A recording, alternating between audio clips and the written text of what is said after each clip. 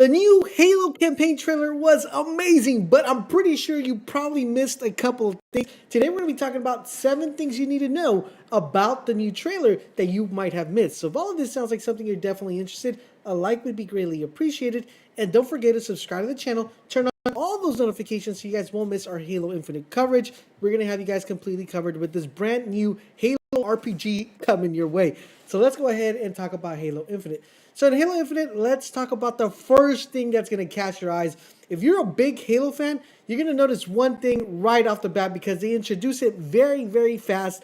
The new weapon, aka the new Cortana. Yes, guys, we get a brand new Cortana. And since we're on this topic right now, I want you guys to do me a huge favor. Let me know, which Cortana do you prefer? Do you prefer the old Cortana? Let's post a picture of the old Cortana. Or you prefer the new Cortana that's got a new fresh look to her as opposed to our previous Cortana. And you know, she's actually blue and the other one was purple. So let me know what you guys think as well. So it is called the Weapon, which is the new Cortana. And she pretty much is going to be the one that's going to be with you along the way until question mark, maybe we find Cortana again and meet up with her. But this time around, guys, we get a brand new AI. And of course, it's if you ever played Halo Combat Evolved, you're going to notice that there's a bit of similarity because the color blue as opposed to the color purple with Cortana. Now, it seems like this is going to be the first mission that we go into where we're going to be able to meet her. And we're going to be able to interact and find out exactly what the new vision of Cortana is.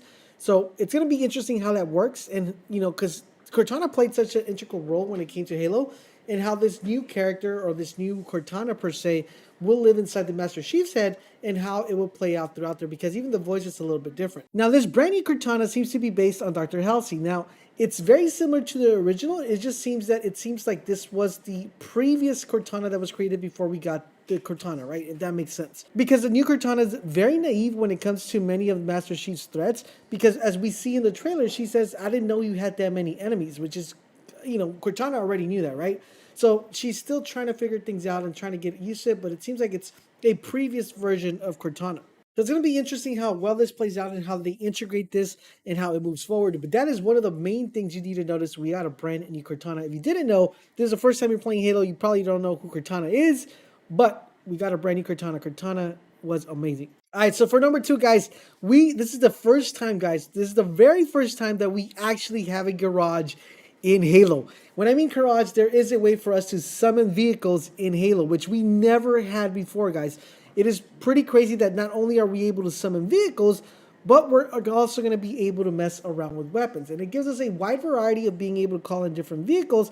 And it's something we've never had in the past. And it just gives us an idea and kind of gives us a focus on understanding how big and massive the map is going to be.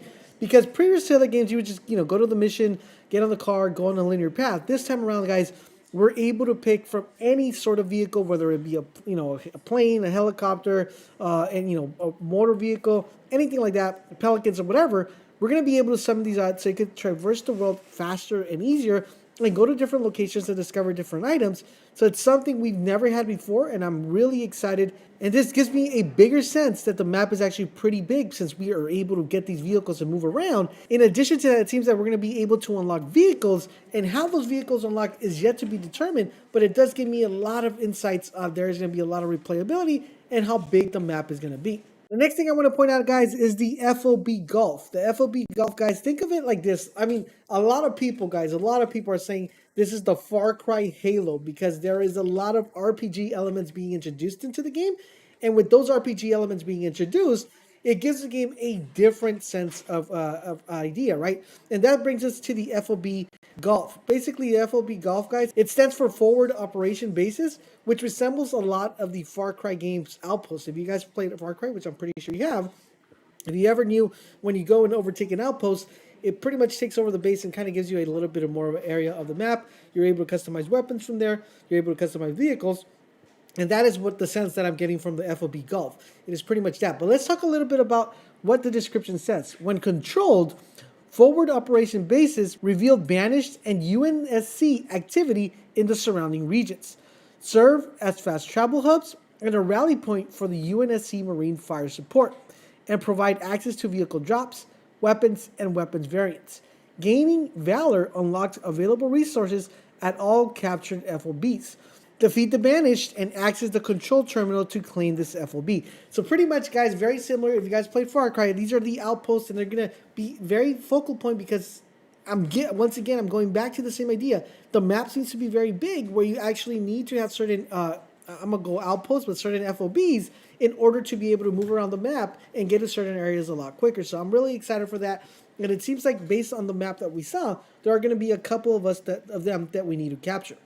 All right, so the next thing we're going to be talking about are enemy bases. Now, enemy bases are going to be highlighted in the map after we take out a FOB base. When we take an FOB base, even in the trailer, we saw that it discovered a thing called Ransom Keep, and it says destroy the silos. Now, it's very interesting because this is going to be giving us a big heads up that if we want to make sure we find out where all the enemy bases are, we're going to have to take charge or control of the FOB locations. In addition to that, it's very important that you check out the little icons that are showing up on the screen that dictate and tell you how many of certain items you're able to get from this particular area.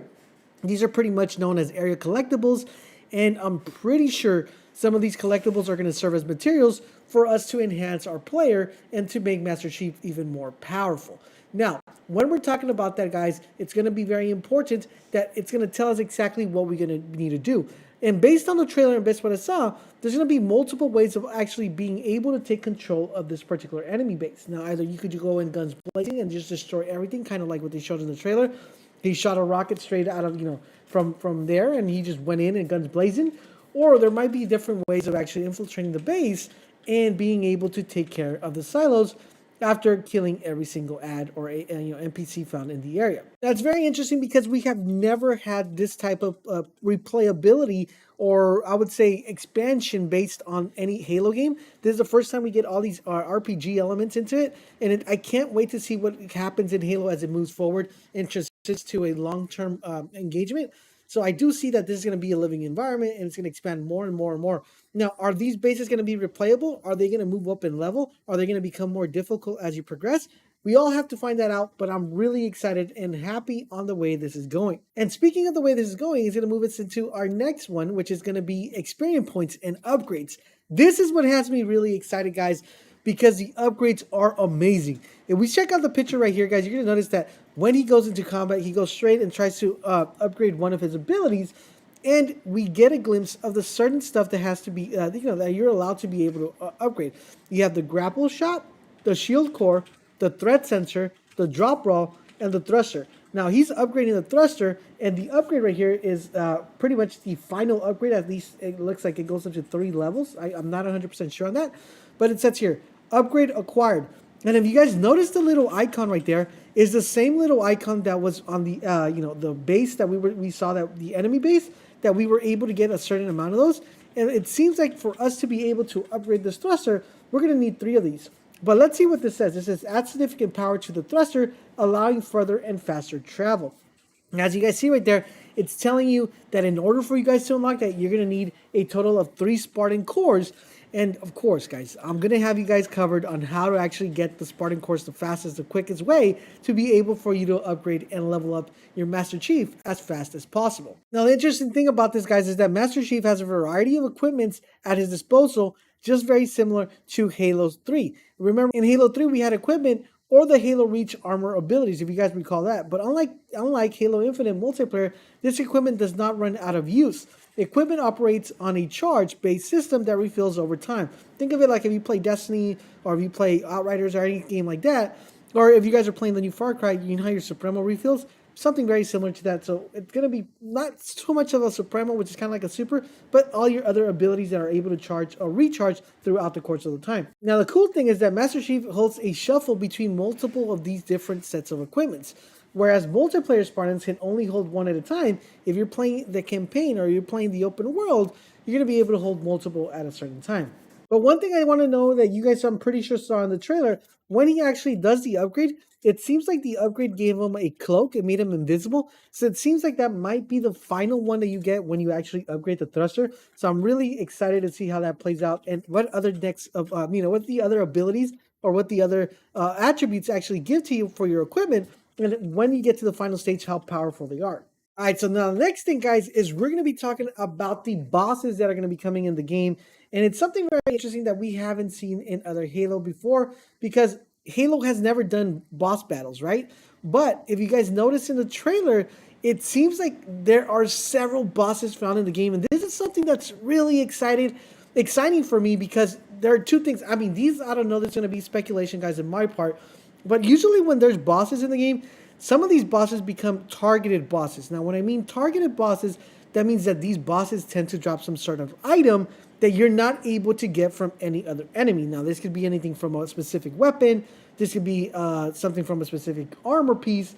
And if it's something like that, guys, it's something like that, I am going to be super, super stoked, because targeted farming bosses is going to be amazing. It could be playing a lot of RNG in it. I could be like, you got to go here and kill them as many times as you can to get this weapon or to get this piece of armor, because we have never seen this in any Halo game. And the way that we were able to determine that is because you guys noticed that the boss has a little bit of a health bar on top of it, and he has a special name highlighted in red, and it seems that he also has a overshield, which you see in a little bit of a red tone underneath him. So it's going to be kind of interesting to see. We have to use certain sort of mechanics, certain weapons to actually bring down the shields, and then go ahead and kill him and finally take away his health bar, which is pretty dope. Now, the last thing I want to mention, guys, is targeted missions. Now, this kind of ties in very similar to the bosses that we were talking a little bit earlier, because this could probably be a thing where it's going to have you search. Because if you guys notice, the map gave 2 more hints regarding the structure that Halo is going to have. There are mentions of targets on the bumper map at the top. While there aren't any details currently right now of what these targets are, we could speculate just a little bit about how targets work in Assassin's Creed, Far Cry, or any other game that we have seen, where the game tells you there is an enemy located in this area, they're in this vicinity, go to that area and find that enemy and be able to take him out. So that's kind of very similar to what we expect, just because of the name that it's given and a few of the hints that have been said when watching the trailer. Now, it's going to be interesting how this worked, and I'm pretty sure this is going to be tied on very similar to what we talk about the bosses. It might give you a location for the boss, and we're going to be able to go there. Now, on the map, if you notice, it had a prompt to the A button, and it says View Missions, meaning that Halo Infinite's open world will have some kind of structured missions to play along with them, which is pretty dope, and I'm really excited to see what those are. Like I said, guys, I'm super stoked that Halo's actually transitioning to more of an RPG element, and I think this might be one of these live service games, even though it's not being called that, that might change the aspect of live service games in general, because it seems that they put a lot of work and a lot of emphasis and new mechanics, new feel for the game. Let me know what you guys think about the new Halo mechanics and these 7 things that you might have missed with watching the trailer.